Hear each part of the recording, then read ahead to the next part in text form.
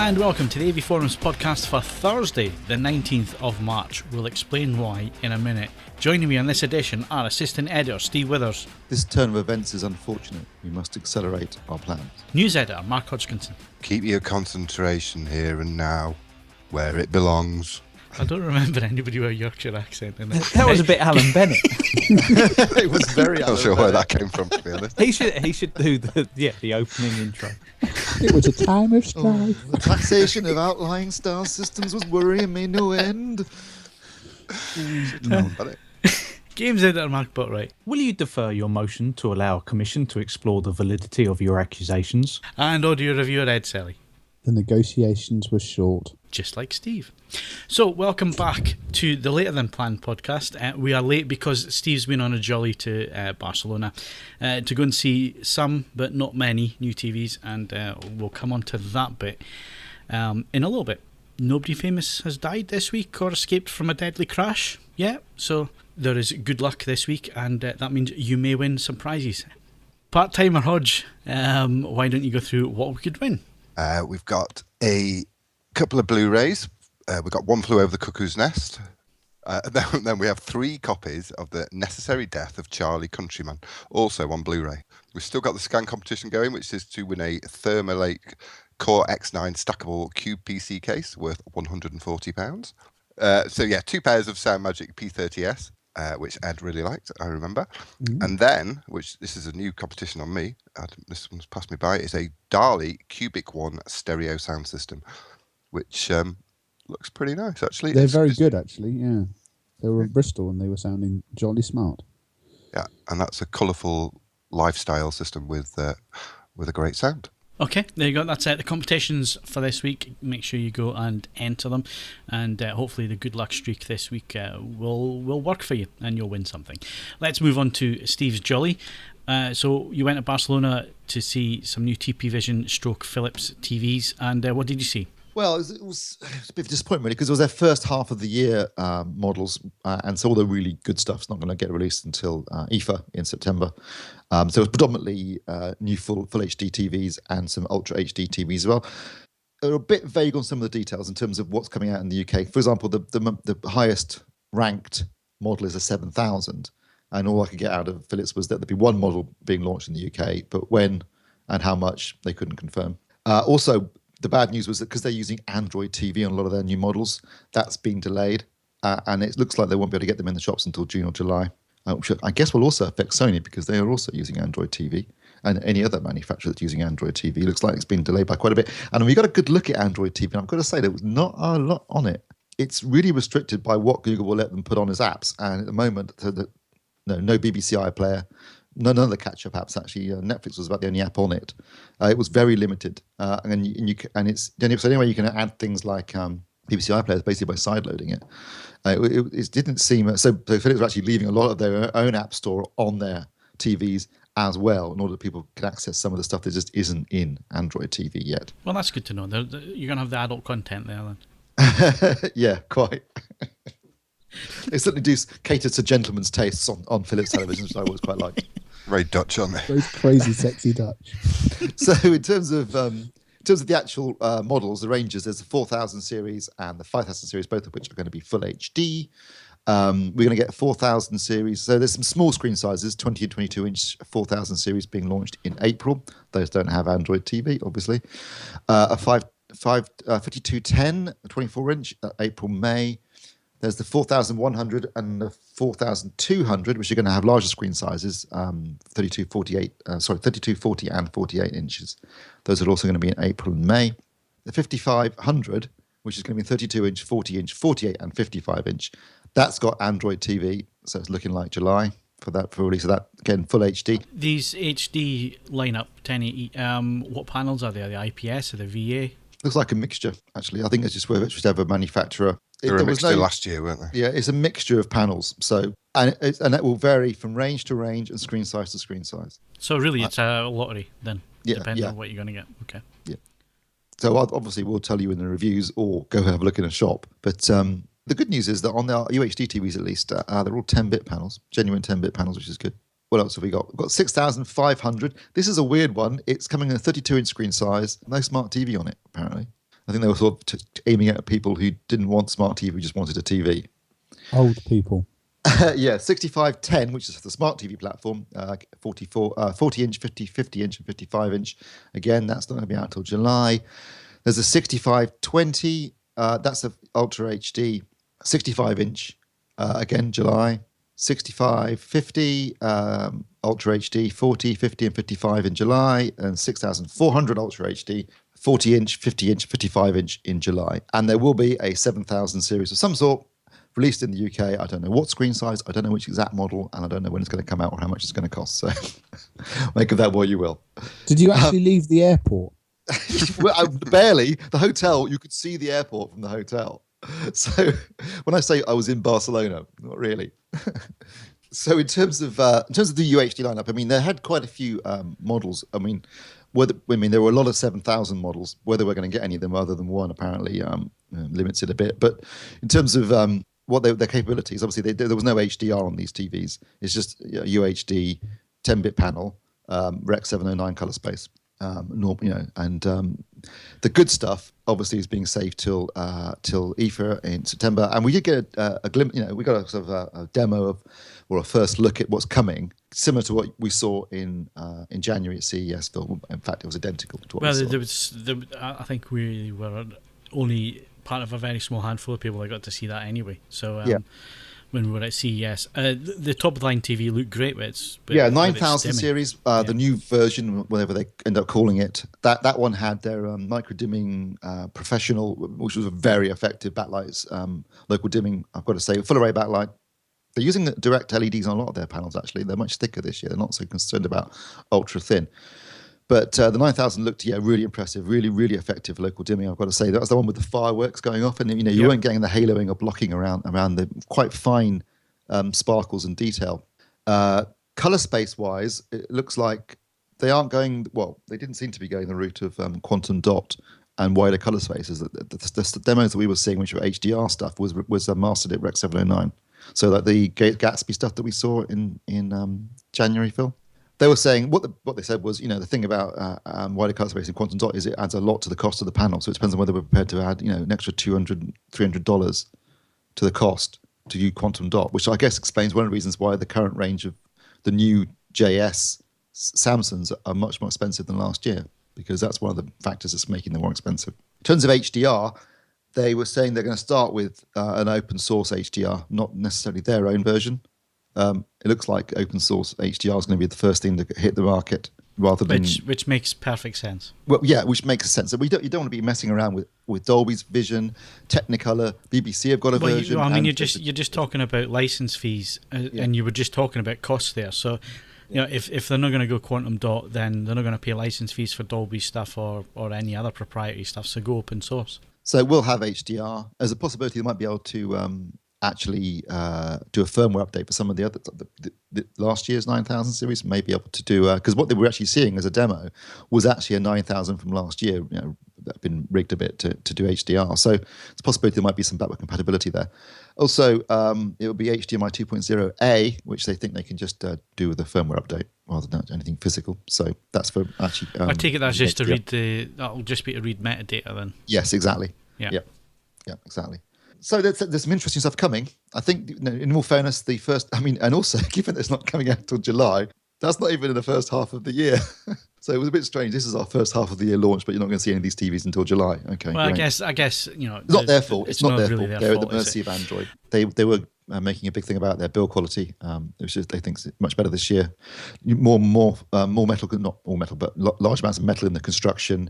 Some nice designs. So I mean, basically, there were some nicely designed, very competent looking full HD and ultra HD TVs, but the bottom line is the really good stuff's not going to come until September, October. I don't think Philips have ever had a problem with making a nice looking TV. It's one thing they've always managed to do is make something that looks pretty decent. And when I say that, I mean sort of mid-range upwards. I've never really taken much notice of their mid to bottom, but mid to top. They've always been really nicely designed. I've got to say the ones we saw at CES looked really, really nice thin bezels on them and stuff, although, like you say, a little bit thicker at the back, but you accept that because you want the direct backlight there. Yeah, exactly. But I guess the main thing for Philips, and this was pointed out to me quite obviously last year we did a couple of Philips TV reviews. One had tens of thousands of views, yet the main thing in the comments and the main thing that I kept getting PMs about and so on was, where can I buy this TV? And it's Good something news that's... there. Good news there. They Go on. told me at the launch that they've got deals in place with all the major retailers for this year. So when they finally do get released, at least you'll be able to buy them. So that'll be a lot better. Yeah, because that was a weak point. Yeah, you definitely. can have nice products, but if you can't buy it anywhere, then yeah, there's only one way your business is going. So I take it that this really is a big push from TP Vision this year, then, because like we've hinted at there. I mean, they used to have a strong brand in the UK. It kind of dipped a little bit. They had to save money. They had to sell off different divisions of the company and so on, which is why TP Vision are now the TV side of things. So is this make or break, Steve, for them? It looks like TP Vision is certainly, really putting some money behind Philips, the Philips brand. There's a big lineup of TVs. They're covering, there's a lot of Ultra HD TVs in there. They're obviously, in terms of sales in the UK, I think the 8,000, 9,000 series have done very well. Bigger screen sizes are proving very popular, so they're going to be looking at more big screen sizes. They've been trying to improve the sound quality, so one of the 7,000 models has a built-in soundbar. It looks like they're really, and looking at the stuff that we saw demos for back in January, and I saw again this week, they've got a very strong lineup. I think they're going to have a very strong flagship TV later in the year that's going to stand up against anything I've seen from anybody else, for that matter. So, yeah, I think they're and also what TP Vision are trying to do is, where possible, build their own stuff too, so their own panels and their own components, rather than being dependent on suppliers. And I think after the experience of Android, that's going to be something they'll probably want to do more of, because if you control look at let's be honest, if you look at who's going to get their TVs out first in the marketplace, it's going to be Samsung and LG, because they're not relying on anyone for any other aspects of their platform. Whereas even Panasonic have got was it Firefox, isn't it, that they're using? Yeah. And Sony and Philips are using Android TV. And if this causes delays for them, it gives other manufacturers an advantage, because they're already in the marketplace, which is unfortunate for me. Unfortunate that given they're really pushing this year in terms of having a lot of retailers, a lot of models, competitive pricing, and then finding out that they can't get them in the shops until July because of something that's outside of their control. That must be really galling. Yeah, that can't be good. But I do highlight what you're saying, Steve, about the top set. It is definitely coming to the UK, yeah? Oh, yeah, it'll definitely come to the UK, yeah. Well, that's definitely one for our audience to look out for, and hopefully we'll get that in for review as soon as it's available. That was one of the TVs at CES that was really impressive. That the fireworks demonstration, like you say, no halo in or anything behind it that would spoil it. It looked really nice, deep blacks on it, so really interesting to see that one. Good. Okay, let's move things on then. That's Philips lineup. If you want more details on the models and so on, then Steve will have his write-up up there by the time this podcast goes out. Move on very quickly with TVs. You've also looked at the JS9000 from Samsung. This is the model down from the 9500, which you spoke about in some detail. So what are the obvious differences, and was it still a good TV? Well, it better be at the money. Yeah, it's 3999. I mean, the obvious difference is it doesn't use a direct LED backlight. It uses edge LED lighting, so that the shape of the chassis is a little bit different too. It hasn't got that chamfered bezel, and it hasn't got a built-in camera. Those are the only differences. Otherwise, it's identical in terms of its processing and capabilities. Uses the One Connect box as well. I've got to say, overall, I would find it very difficult to justify spending another $2,000 on the JS9500 just to get the direct LED backlight, because at least on the review sample I had, the backlight uniformity was excellent. I mean, now I admit that is a bit of a lottery when it comes to edge lit LED TVs. I mean, you can get good backlights, you can get bad backlights, and often it comes down to just luck. But certainly the one that I had, very good backlight. The local dimming worked extremely well, as it always does on Samsung's TVs, just as effective as it is on the JS9500. And so when you're sat, it didn't have a very wide viewing angle, nor did the JS9500 because they use VA panels. But if you're sat in the sweet spot, it looks really, really good. Accuracy was almost as good as the JS9500 out of the box. Again, this is a pre-production sample, so we'll take a pinch of salt until we see some retail models. But it's accurate. You get it super accurate with the calibration controls if you wanted to. Although, frankly, the out of the box was very good. The processing is superb. It looked great. I had some HDR content to watch on it, which looked really spectacular in the home. Bit of Exodus, bit of Life of Pi. I heard your 4K Canada video, Phil, which looked absolutely stellar on it, I've got to say. But even with normal, full HD TV, it looked superb. It was a really strong TV and a bit more of a realistic price point. It's still not cheap, but $3,999 for a 65-inch Ultra HD TV with a degree of future proofing, I think is looking at far more attractive than the JS9500, which I think is more of a technological statement and a sort of flagship model. But I don't think they're expecting to sell that many of them, to be perfectly honest.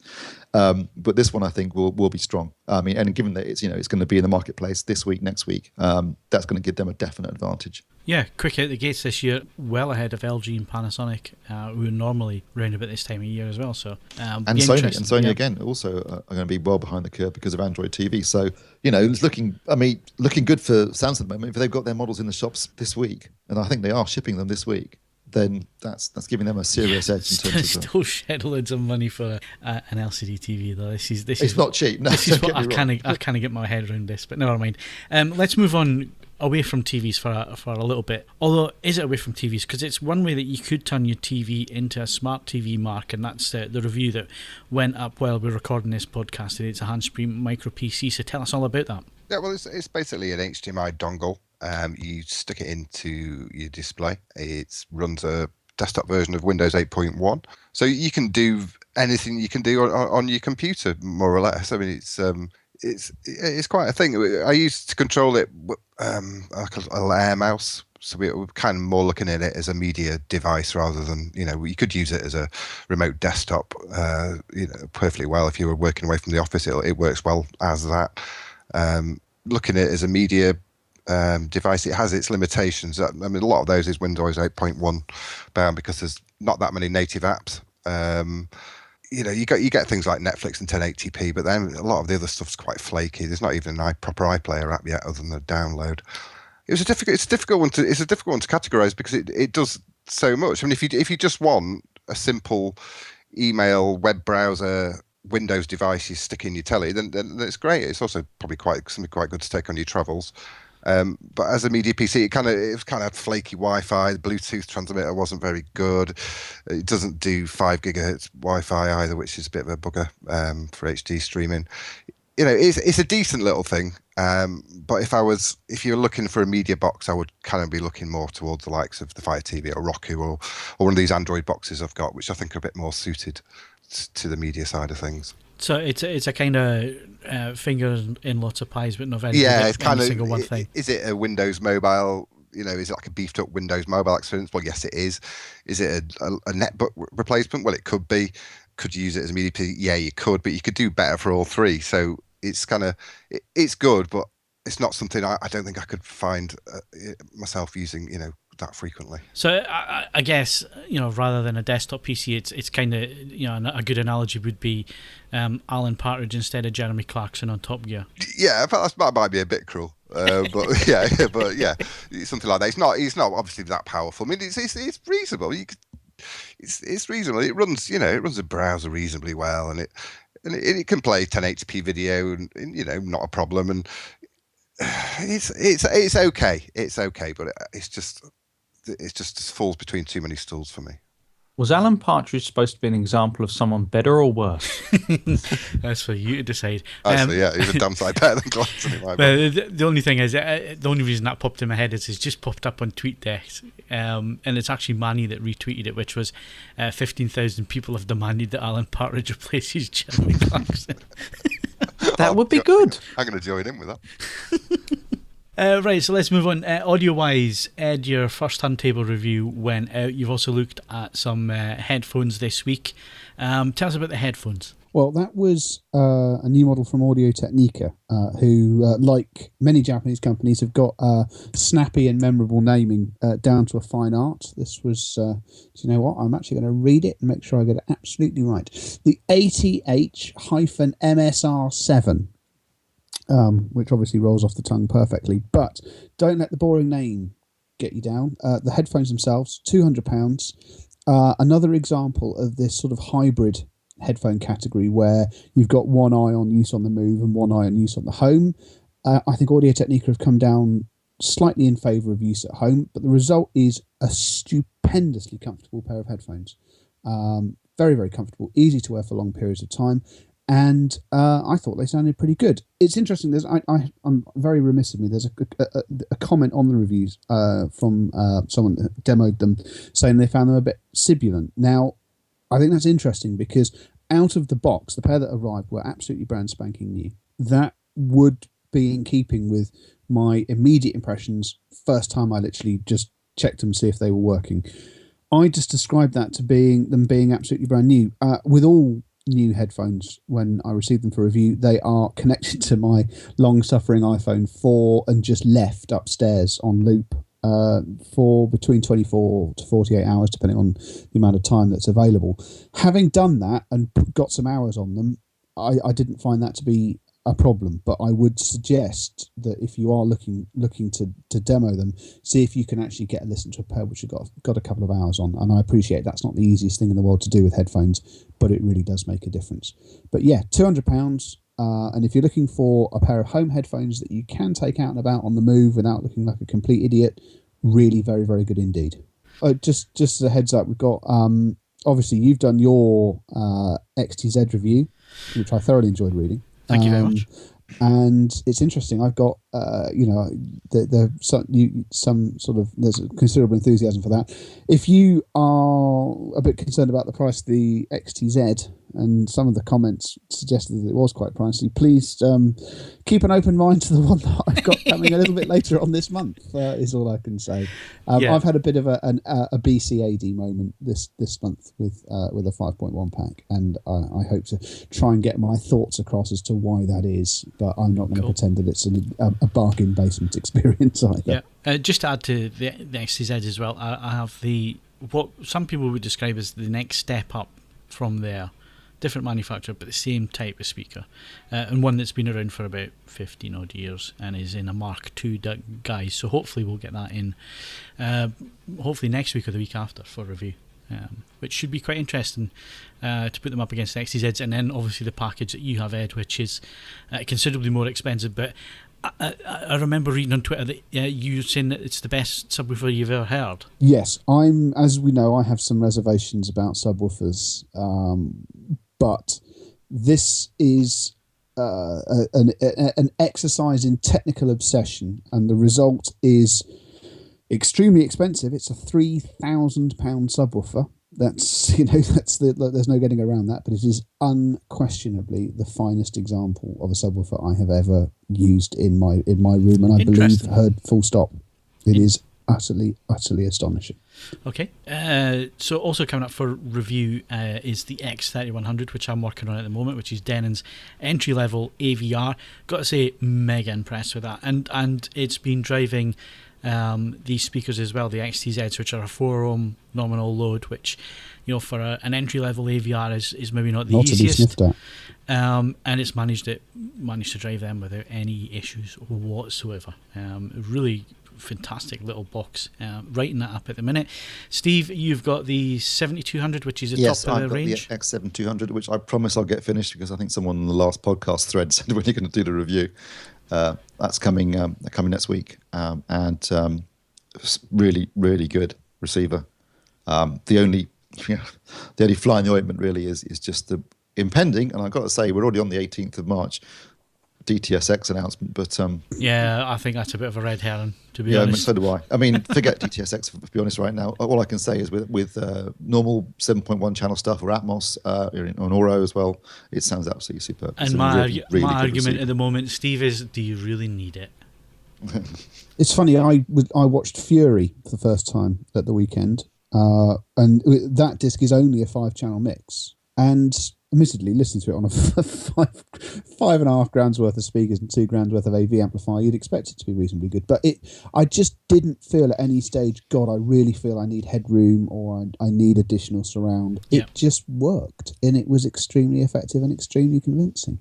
Well, going back to non-Atmos stuff, then I will be getting the Arcam AVR 750 plus their UDP 411 Blu-ray SACD media player in for review at the beginning of April. So bit of old school AVR action. AVForums for the working man.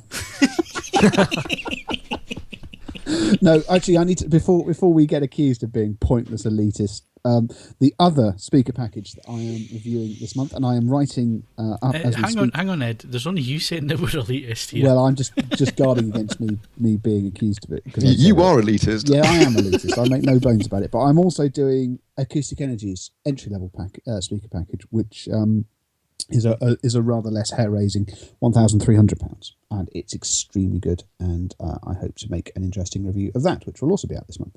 Okay, so there you go. That's what's coming up for the rest of this month into April as well. Oh, it's the middle of the month already. Jesus, just flying away. Right, we're coming back in a second with some interesting Nintendo news in games news.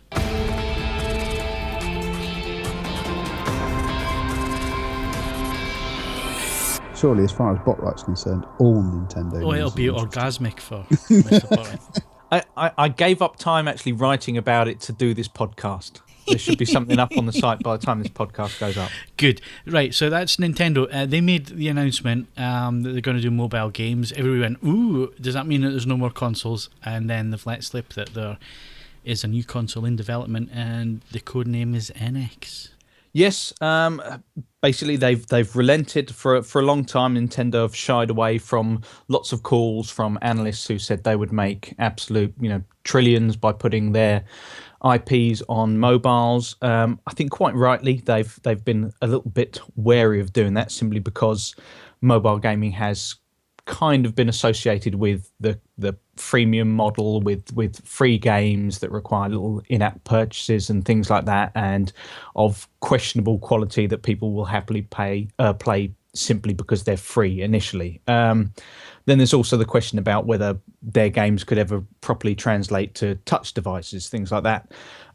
Anyway, they've finally relented. They're going into something of an alliance with the Japanese company DNA, which involves something of a stock swap and buying. And yeah, basically Nintendo will be the ones developing the games, and it sounds very much like there'll also be a replacement for the Club Nintendo service. So hopefully we might see something like an accounts-based system across all platforms.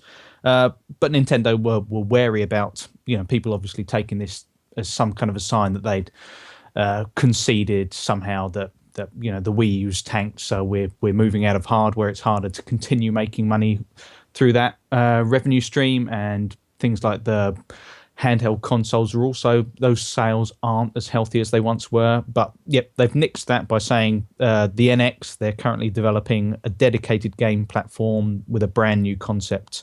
They're saying there'll be more information next year. It sounds like it could be something genuinely exciting. I think it's one of those cases where, as with most things Nintendo, you just have absolutely no idea. It could be the successor to the Wii U, potentially. I think a lot of people would assume that it might be.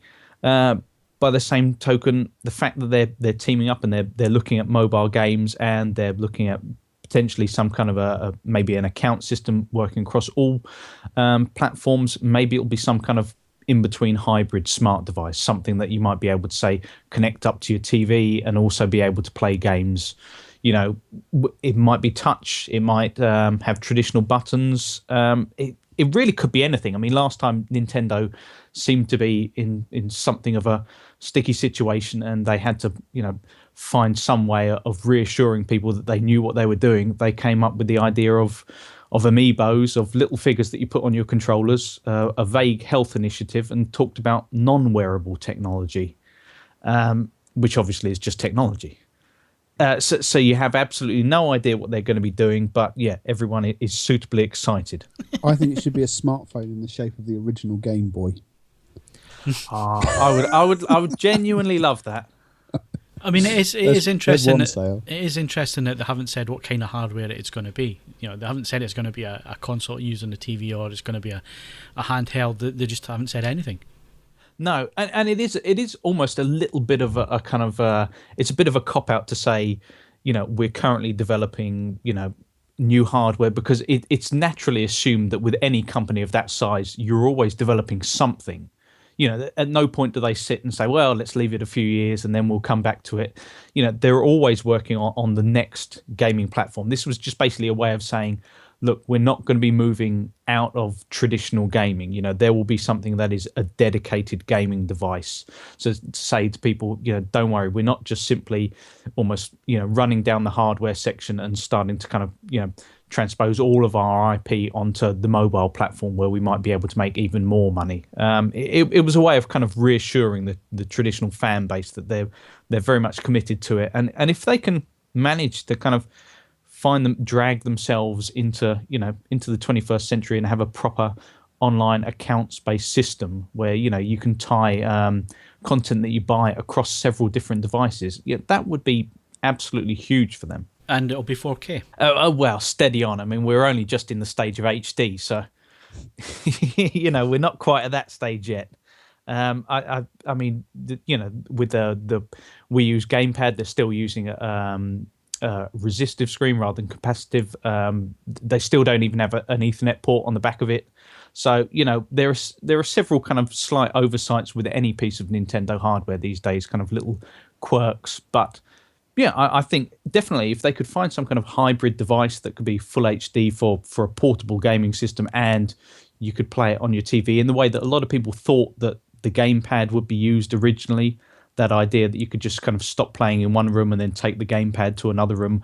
Well, the kind of radius of how far that thing can actually communicate with the Wii U isn't that far. It might work in kind of Japanese homes, but you move around from one room to another where you've got solid concrete walls, and all of a sudden you lose connection. So it would be great if they could find some way of tying the kind of TV-based traditional gaming side of things that they've always excelled at, also with their portable gaming. And I'm suitably excited. You sound it.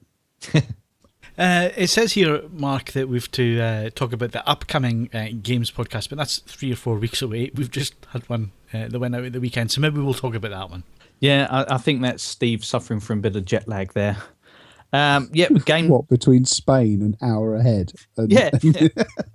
Well, he collapsed on his keyboard earlier. And Bath, which I suppose is in the 1940s. Yeah, that's a fair old lag. Yeah, we chatted about the Order 1886. That's probably the big release in recent times for console gamers. A bit about VR, what we hope to see, what would really sell that experience for us. Obviously, that's because Steam have unveiled details of their headset.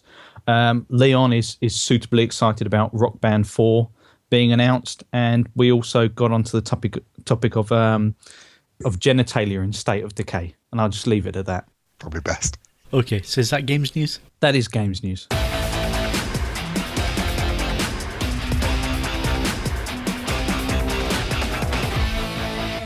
So we wrap up the podcast, as always, with movie news, and I guess the big story is the standalone film, Star Wars standalone film, is going to be called Rogue One.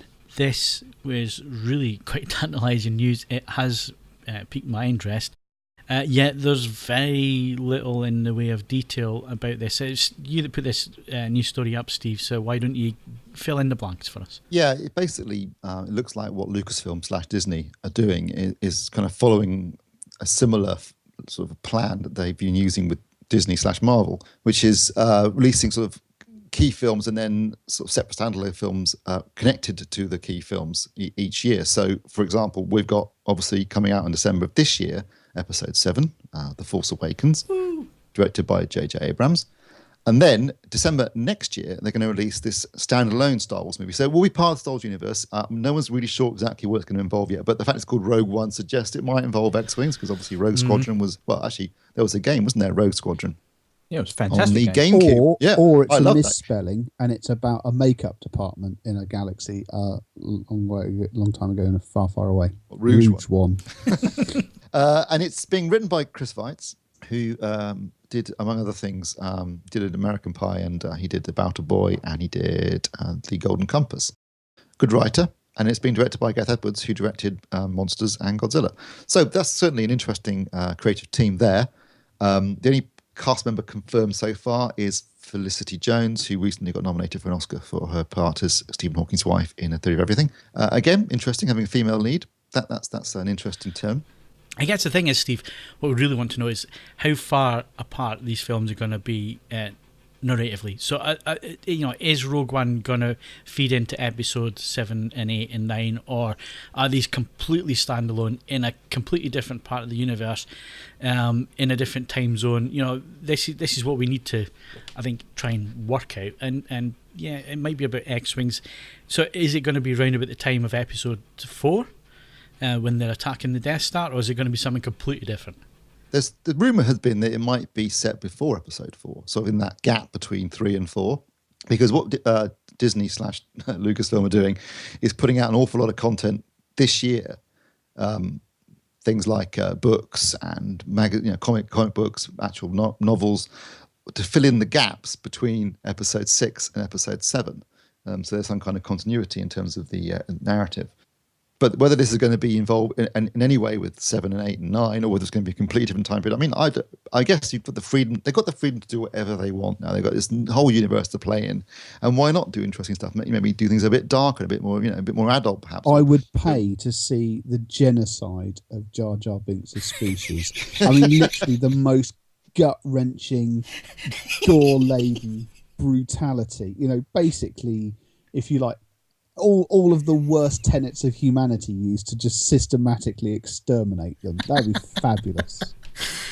Okay, I think a lot of people would pay quite good money. I would pay very good money to see that. Yeah, I think the other exciting news was that, and on top of announcing, because obviously this was announced because it was Disney's shareholders meeting. That's why they were announcing all this stuff, and this is one of their main profit drivers, along with Marvel going forward. I mean, this year Disney are win-win, aren't they? The two most successful films this year are obviously going to be the Avengers and Star Wars, and they're both Disney movies, so they couldn't give them monkeys this year. They're going to coin it in. But what's interesting is they also announced that Rian Johnson, who had been rumored to be going to be writing and directing episode 8, is writing and directing episode 8, and it's coming out on the 26th of May 2017, so it'll be, bar a day, one day out, exactly 40 years after the release of Star Wars on 25th of May 1977. So we've only got 6 months to wait after Rogue One for the next Star Wars episode, which is quite exciting. Am I the only one who would rather see one come out and see how it does, and see them kind of almost address any problems that people might have with that one? Because I've got this horrible feeling, when you've got... No, because talking for myself, I'm in my 40s now, so I want to see them all. Yeah, get on with it. Get on with it. Yeah.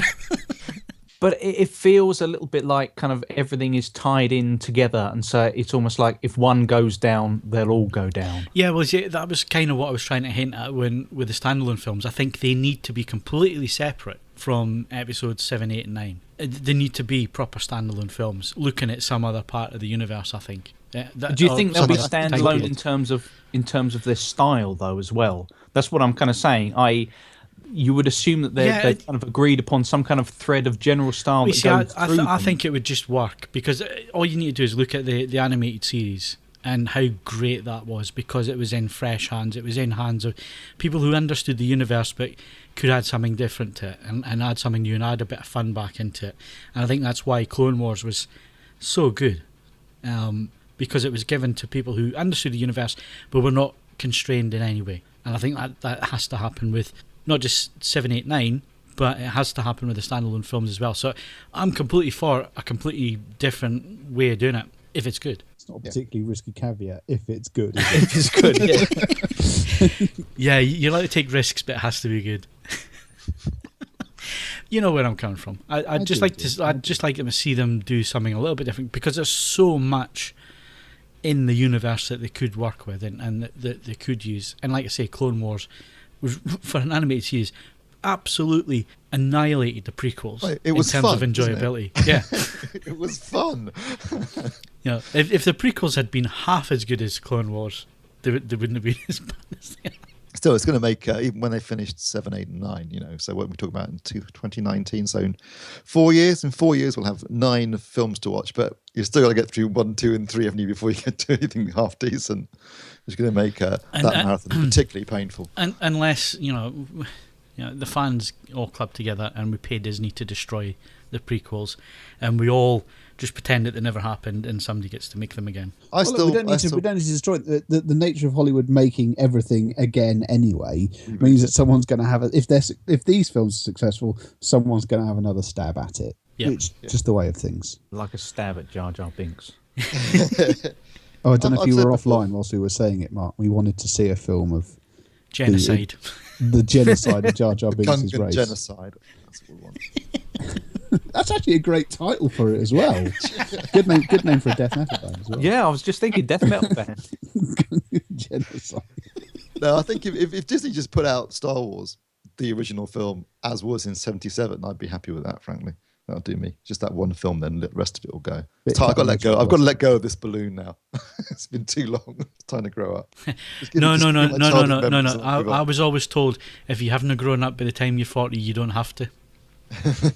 Fair enough. Well, And I'm sticking to that. living the dream.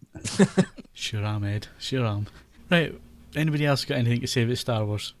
We haven't heard anything from Hodge. I like the name Rogue One. That's a good name. That'll That's do. why I was as excited as I can get about it. It's just been too long ago for me, all this. I mean, I will watch it, don't get me wrong. And obviously all those prequels put me off. But yeah, I just failed to get excited about it. I'll wait for the reviews and see how it is. I mean, But I like that name, Rogue One. you got two daughters, but they're about the age where they would be getting into Star Wars, would they not? They would do if they were boys, yeah. They don't like any. They don't. It's immediately. They've heard of Star Wars. They're well aware of it. All the boys in the class have watched it, but they have no interest in watching it. Okay, all right. So I've not been blessed with a tomboy, unfortunately. I'll watch it on my own. You will watch this and you will enjoy it. Yeah. No, I did try that. I did try and convince my eldest one she would like it, the original Star Wars, but she's just not having it. I'll tie her to a chair and make her watch it. See how that goes down. I think that's probably frowned upon. At least I wouldn't admit it on a podcast. If you tie her to a chair and make her watch the Menace, that could be classed as cruel and unusual punishment. That's true. They'll have child services in before you can say, Yeah, but Ed's trying to divert this, but we all know that his lad's going to grow up as a vinyl and that. He'd be a right hipster, won't he? Well, his I don't know if I posted a photo on Facebook. Just the moment my lounge is just ridiculous. There's so much stuff in there, and the thing that people immediately picked up on was his Fisher Price plastic turntable, of which he is a big fan. It must be said. I'm not going to force him. As I say, he's one of the very few children born in 2013 is going to have the opportunity to destroy a record player, which is obviously going to be something I have to be ever extra vigilant for. But yeah, I'm not. If he likes it, he likes it. If he doesn't, he doesn't. I'll just mock him. It'll be fine. Disown him. It's a bit harsh. It's one of those things. It's funny because obviously, my wife is a singing and piano teacher. He's either going to grow up being a massive fan of music, or he's just going to hate every second of it because it's all he ever deals with. And I will have to see how it works out either way. So I didn't even know they made a Fisher Price record player. It was a classic. Well, you see, it's contentious. It's a classic. It's been around for years and years and years. Back to the point where record players were, the de facto means of playing it. Should we expect a review? Well, now you see, the original one was a genuine. It worked like a record player. It had a stylus and it picked up information on the plastic discs. I remember that. And there's these new ones. There's been an outcry because they don't do that. They just read an RFID tag on the disc and then an outcry. Really? Go on Amazon. Petition.org. Go on Amazon.co.uk, have a look at the Fisher Price record player and have a look at the comments underneath it. The amount of anger over a plastic record player is really quite something. Is it all you? No! I think it's two shits. Different guy. I have a real record player. But no, he really likes it. That's good. I'm pleased. He likes it, and each time he puts it on, you sneer at him. That's not a proper one. Record player. Yeah. At the moment, Mark, anything that prevents him from his life goal of destroying something actually in the AV rack is to be celebrated. As I say, we've got this not inconsequentially expensive 5.1 system at the moment, and the number of times he's come close to wounding the centre speaker has been a little bit concerning. So I don't want to hear this. And for any manufacturers listening, please send samples to Ed's earlier. Don't send me anything that doesn't have a grill at the moment. Let's leave it at that. It arrived broken. and smeared in chocolate. Yeah. So, anyway, as I said, whether it's Star Wars or Avengers, Disney couldn't give a monkeys, could they? Because they still win-win. Well, no, this is very true. It's of no concern to them. But I don't think Star Wars or this one, whatever, The Force Awakens or Rogue One, is going to trouble Age of Ultron. in bold numbers terms. Okay, let's move it on. Let's go to movie collecting. We've all been at some point or other movie collectors nowadays. In a world of streaming, in a world of the PBFC not being as strict as they used to be in terms of cutting films and films being completely different from region to region, is there any point now, and I know there's only one of us here that still imports Blu-rays, and that's Steve. Steve, I think anyone that still buys Blu-rays. Period. I bought one the other day. Is there any point in importing Blu-rays anymore? Because I think a lot of the reasons of why we used to import, certainly DVDs, was different soundtracks. So you used to have DTS in one region, and it would only be available in, say, Japan or something like that. Or you would have cut versions, uncut versions that had been banned, and all. That all seems to have disappeared now. So is there still a reason for importing? Yeah, I think generally that's true. I mean, there are exceptions, and there are sometimes discs that are only available in other countries that have a more complete version of the film, or a longer cut, or a director's cut. I mean, that does still happen on occasion, particularly with some of the more obscure titles. But certainly with the main releases nowadays, in fact, quite often, I don't know if you've noticed, but if you put the Blu-ray on, it comes up with the FBI warning, and you think, this is just the US disc. I mean, they've literally just sold the US disc into the UK because they don't have to change anything for us. So as long as the BBFC, and the BBFC don't cut anymore, basically, they will say, if you don't cut, you get an 18 or whatever, or a 15, but if you cut this and this, and you can get a 12A or a 15 or whatever certificate. And usually it's not the BBFC that's demanding this, it's the distributors who want obviously a lower rating to get more people into cinema and make more money. So sometimes there are occasions when there are minor cuts done by the contributor to get a lower rating rather than BBFC demanding it, and therefore you might want to, like, I think, for example, the Hunger Games as an example, that the US disc is slightly more violent and there's some sound effects and things that were removed from the UK version to get a lower rating, to get a 12A. So that might be one reason why you do it. But in general, you're right, most discs come out around about the same time.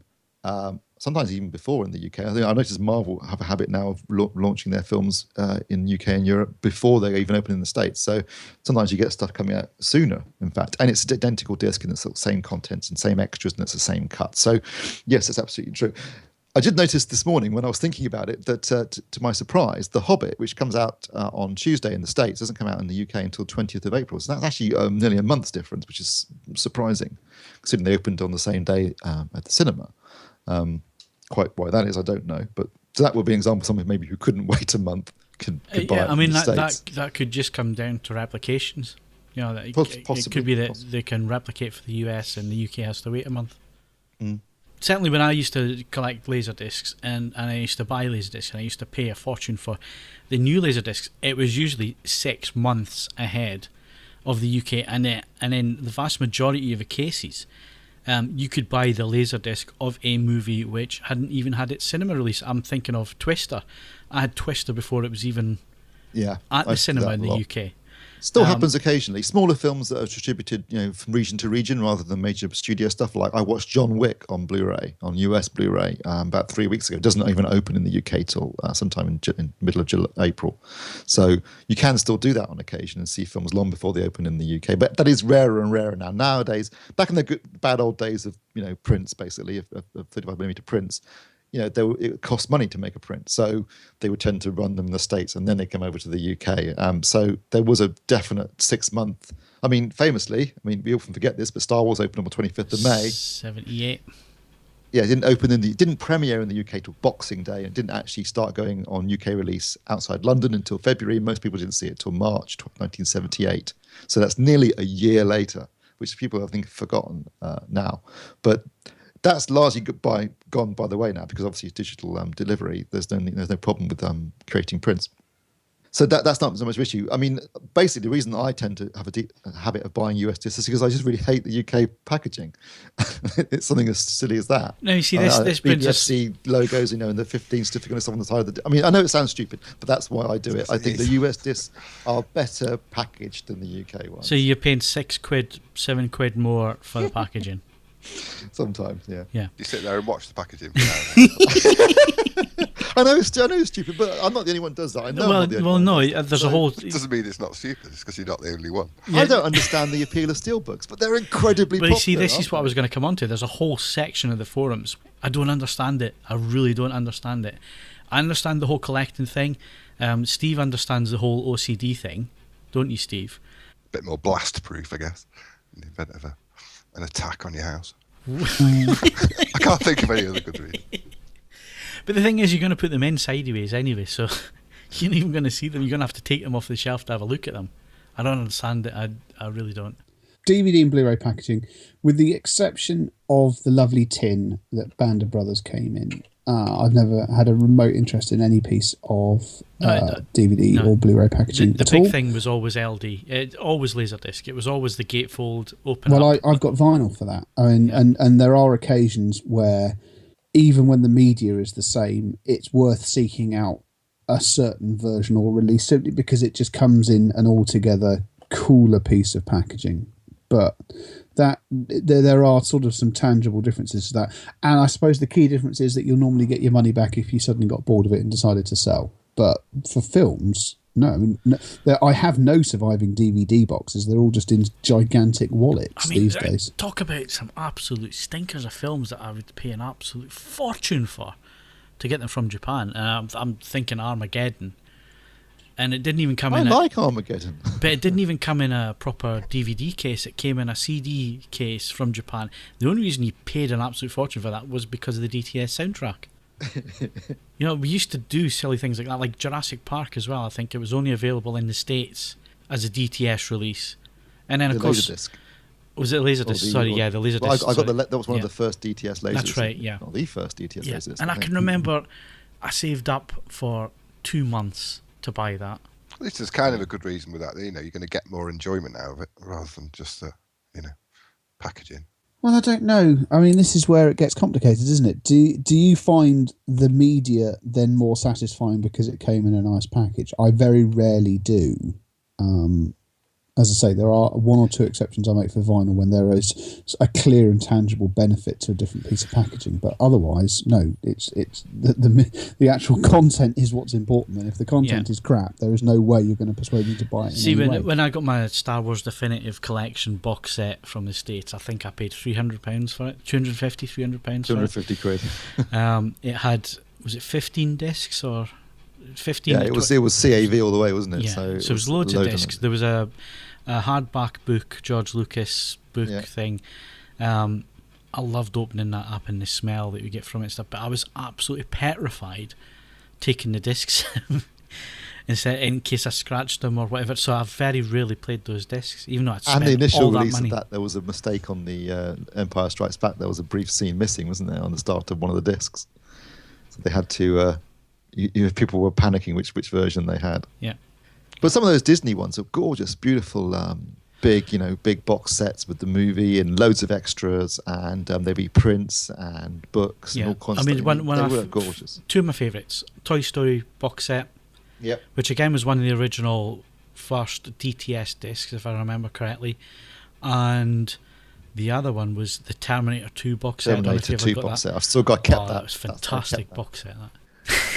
I couldn't let that go. Even when I sold all the other Laserdiscs, I had to keep that one. That was the first one I ever bought. First Laserdisc I ever bought was that box set, because a guy showed it to me once at work at the time, back in 93, 4, Yeah. 94. And I just saw it and thought, that's it. I've got to have Laserdisc player. Yeah, So but the thing with Laserdisc as well, I mean, we keep going back to this, but it was the first time you ever had commentary tracks on stuff. It was the first time you ever had extras. And a good example is that aspect ratio was a big deal as well. Is that T2 box set was a big extras. I mean, all the extras that were on there were later ported over to the DVD version. So that was a big appeal, and I can understand why we paid all that money, because it was rare, because it was only available from a certain territory, and you had the whole importing it.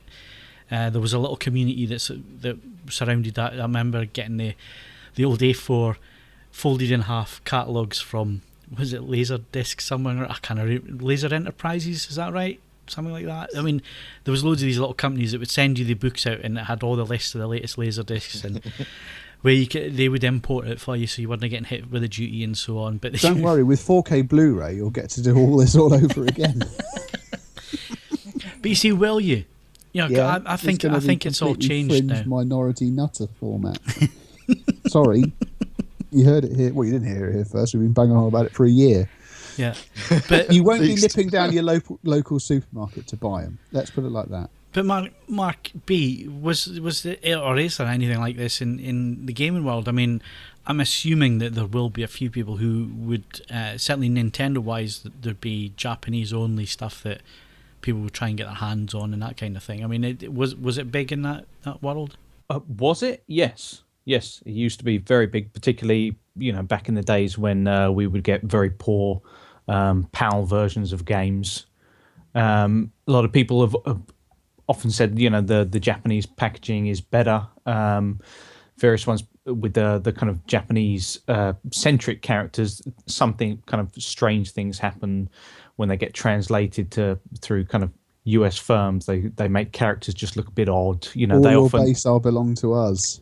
Yeah, they often they usually take kind of various kind of slightly pacifistic characters and turn them strangely violent on covers. The US covers are usually very kind of crude, and slowly in Europe we're in between the two, but we don't tend to get that many artistic games that I could imagine anyone from any other region would want to kind of import. But with games, there's generally kind of a clear split between people who would like things like collector's editions, which come with kind of extra trinkets, and people who just generally don't care about cases. I can't see there being much of a middle ground there. The point of a games case is it's such a kind of transitory thing. It's you don't have it for that long. Most people trade them in, or don't bother with games for any great period of time. Whereas something like a Laserdisc or a Blu-ray would be something that you'd want to go back to again and again. I mean, I think that it was the whole concept was sort of alive up until, I mean, certainly PS1 era. There was still sufficient difference between some of the things happening in Japan and some of the things happening in Europe that there was some crossover. And I mean, we bought one of those. I say we, the group of disparate lunatics I lived with in my student house. We bought one of those black PlayStation 1s, those Net Eurosy things that you could do your own programming on. Oh, yeah. You couldn't do anything with it. It was all utterly incomprehensible, but it was a black PlayStation 1. It looked very cool. So, but I don't recall doing much in that way, sort of anything after that. I mean, I had to buy a house and stuff. Could you not just buy a PS1 and spray paint it black? I could, but it wouldn't have been the same, would it? No. I'd have known, and it would have been wrong. I think there was a difference, though, when games used to come in with certainly Nintendo games used to come in cardboard packages. Then, should we say, if you kept something pristine, then it was a badge of honor. Ever since it turned towards plastic cases, it just feels strangely throwaway. We just sound old. We are. We are. I appreciate that. But this is a world of just retentiveness. Well, I think it's quite interesting to see how far we've moved along. Just in from the 90s to where we are now, in terms of the quality that's available, in terms of what we can get in the UK now, in terms of cuts and all that. I mean, I'm struggling to think of any of the old video nasties that are still banned, that are worth seeing, that are still banned. They've all had pristine DVD and Blu-ray releases. You've got labels like Arrow and Eureka and stuff that are doing really good Blu-ray transfers and stuff. All those types of films, if that's what you're into. I mean, Mark used to be into a lot of the Japanese stuff as well, weren't you, movie-wise? Well, yeah, I mean, there's still a reason to import if you're into kind of Asian films. A lot of the Hong Kong films, a lot of the kung fu flicks, they've never had either good release, or they just haven't had any release on Blu-ray in the UK or in the West in general. So, there's still a reason for importers out there. You don't have to go searching for a lot of this stuff now, and I guess that's the point that we're coming to now, where we're moving away from physical media, we're moving to streaming as well, and that again just opens up a huge Pandora's box of possible content that we could have coming into the home. Mark Hodge, you're right into your streaming, you're right into watching the latest TV series that pop up on these streaming services and so on.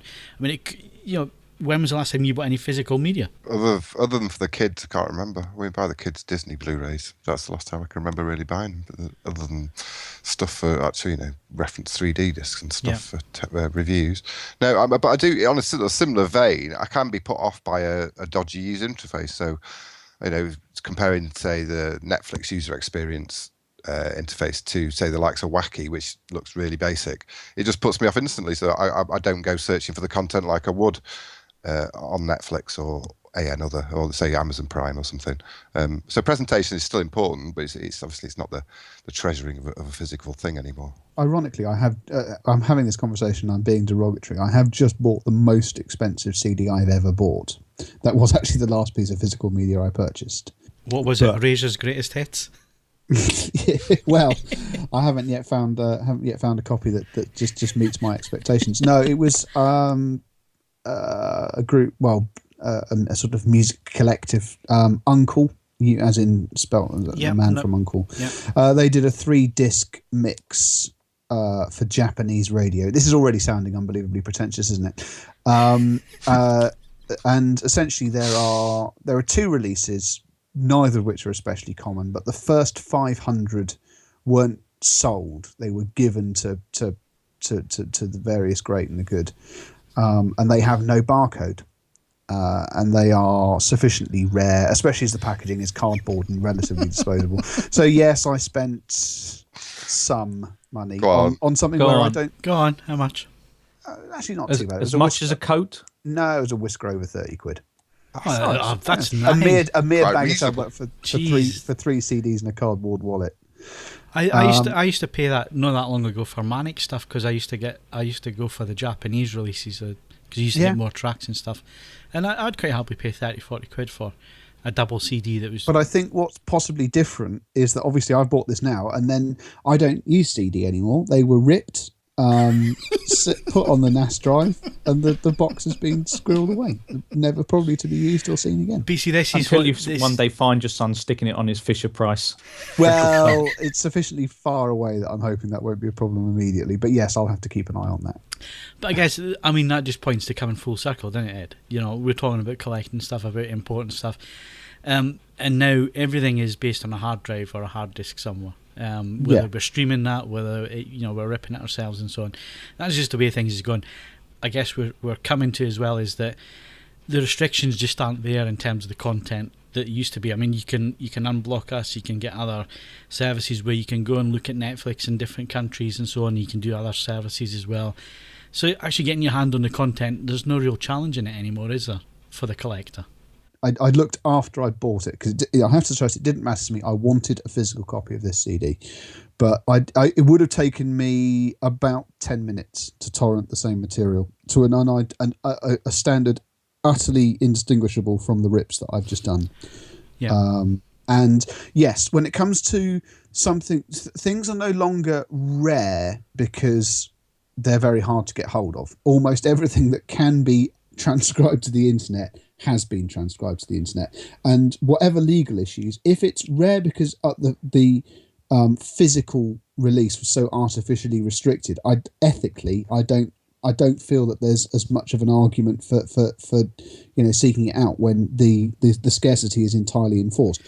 Well, it's interesting that the copyright laws changed. What was it, 8 weeks ago, that it's now legal to rip as long as you own the CD, it's legal for you to rip it to your hard drive. Well, that's all right then, isn't it? Yeah. This has taken 30 years, isn't it? I no longer live in fear of John Law.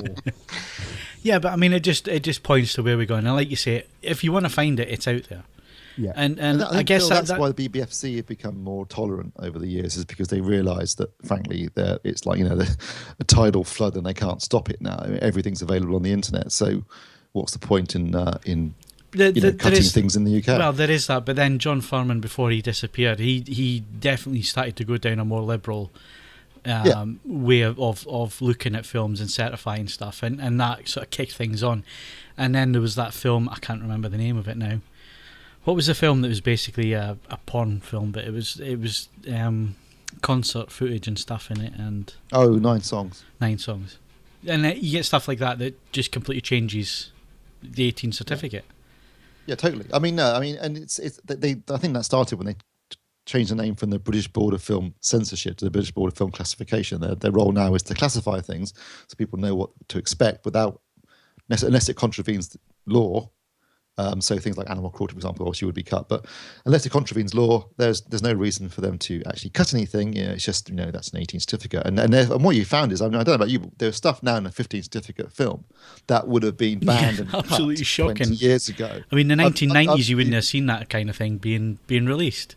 Watching The Walking Dead. I mean, the violence, the level of gore and violence in The Walking Dead is off the scale compared to what was being cut and banned in the 80s. Off Game scale. of Thrones has its moments as well. Yeah, totally. Yeah, well, yeah. I mean, you wouldn't get a movie with the kind of sex and violence in Game of Thrones because it would obviously be rated 18 or even NC-17 in the States, and that would be, commercial suicide. So, yeah, some of the stuff you see now on Spartacus, for example, the TV series, that kind of stuff, I mean, it's really quite edgy. We are reaching the point now where almost anything goes as far as TV is concerned.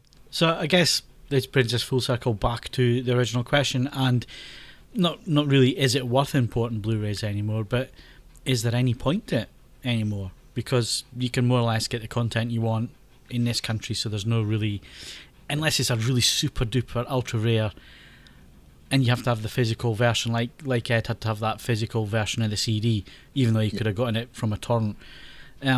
Apart from that, there's unless you're a freak like me who prefers American packaging for some reason, that's stupid. There is one example that I can think of where, and this is not so much, we don't have to import, this is in our favour for once. Disney have pretty much stopped releasing 3D Blu-rays in the States. So something like Big Hero 6, for example, which is their new film, which you could have bought on disc in the States when it came out of the cinema in this country, because Disney have a habit of delaying releases for films to coincide them with schools' holidays. And so Big Hero 6 was coming out in the UK about 3 months after it came out in the States. So the disc came out at the same time in the States, but it wasn't 3D. So to get the 3D Blu-ray, you're going to have to wait for the UK release. And I'm sure there was millions of people waiting. Oh, I'm sure I'm the only one that bothered about We've it. got the Blu-ray equivalent of VD. Anyway, just very quickly, what's coming at the cinema this Friday, Steve? We got Insurgent, which is the second part of the Divergent series, and the young adult adaptation. The first one was pretty poor, so I'm not expecting much from the second. We've got Wildcard, the latest Jason Statham actioner, so you probably know what to expect there. And also we got The Gunman, which is directed by the guy that directed Taken. It stars Sean Penn doing a bit of a Liam Neeson, going from serious actor to doing some action. Let's hope he doesn't go the Liam Neeson path and do nothing but crap action movies for the rest of his career. But Sean Penn's doing the action hero thing in the film The Gunman, which I've got to say looks quite good in the trailers and has a very interesting cast. So I'm actually probably going to go and see that at the cinema the weekend. Blu-rays released next week, Steve. What can we look forward to? We have got, Paddington, which I believe Mark reviewed for us when it first came out at the cinema. Not seen that, and based upon what Mark said and what everybody else said, it was really good. So I'm looking forward to actually reviewing it next week. I'm looking forward to reviewing it next week. And Mark, you'll be avoiding buying this because you don't want to watch it 15 times one after the other. No, I think we'll have to buy it, and I will have to watch it. I won't mind. Anyway, that's that next week. Also, Rollerball. This is Arrow Films. I love Rollerball. This is 1975 James Carr movie where they basically use gladiatorial sport as a way of taking people's minds off our totalitarian state.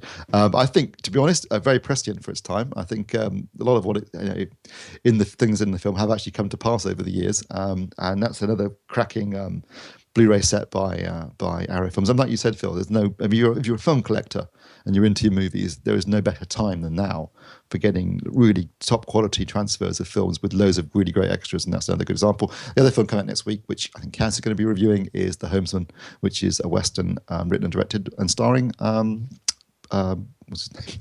Tommy Lee Jones. Tommy Jones or Tommy Lee Jones? Tommy Lee Jones. Not Tom Jones. Written and directed by Tom Jones. I'd love to see that. Singing Welshman in the Wild West. Actually, that sounds like a really good film. I wouldn't mind that at all. Someone please make that. And on that bombshell, that's all we've got time for the AVForums podcast this week. My thanks to Steve Withers. With all due respect, the ambassadors for the Supreme Chancellor wish to board immediately. Mark Hodgkinson. I will come back and free you, Mom. I promise. Mark Buttwright. That is the sound of 1,000 terrible things headed this way. And Ed Selly. I don't sense anything. Don't forget you can follow us on Twitter and Facebook, bookmark AVForums for the latest reviews, news and video, and why not leave us a rating on iTunes. I'm Phil Hinton. Thanks very much for listening, and we'll see you again next Wednesday.